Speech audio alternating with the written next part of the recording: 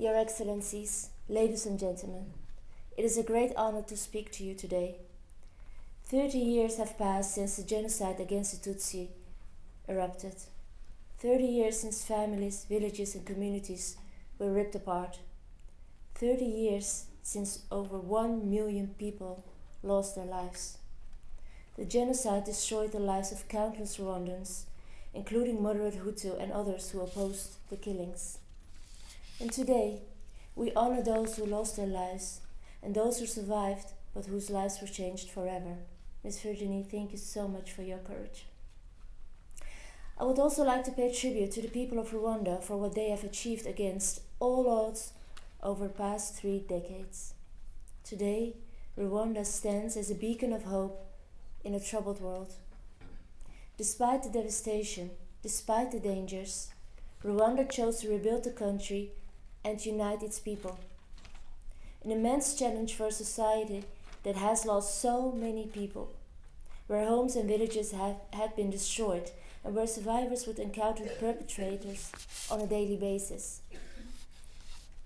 Many survivors remained in Rwanda, while others, like many of you, decided to settle elsewhere.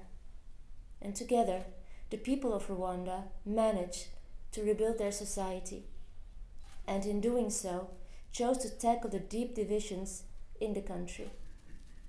Rwanda's new society was built on the conviction that the only way to make life bearable again was to start living together again.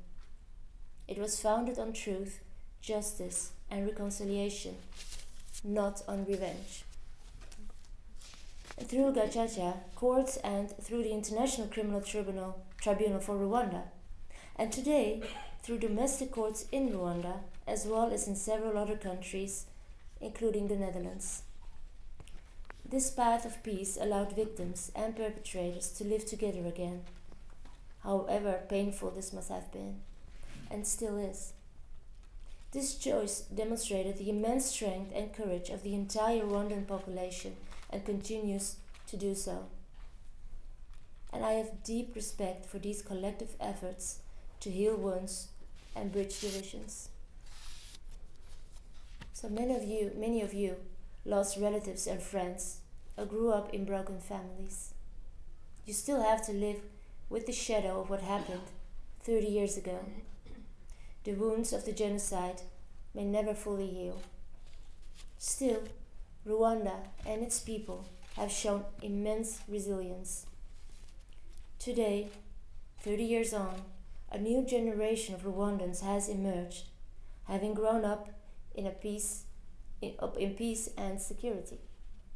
Initiatives like this commemoration encourage people to talk about what happened. It helps them understand that complex society impact of the genocide.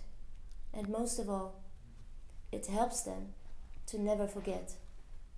To never forget the atrocities of the genocide.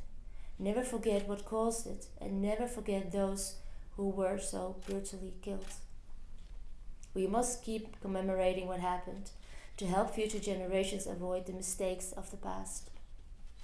We need to commemorate it to keep the memory alive, not only for the new generation of Rwandans, but for the entire international community, which failed to intervene and prevent the atrocities.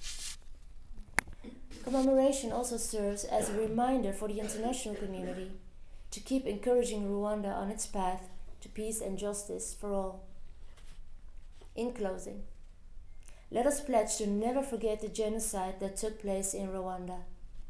Let us express our deepest sympathy and solidarity with the victims and their families.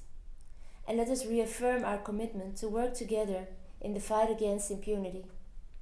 Only then we can truly honor the memory of those who were lost. Thank you.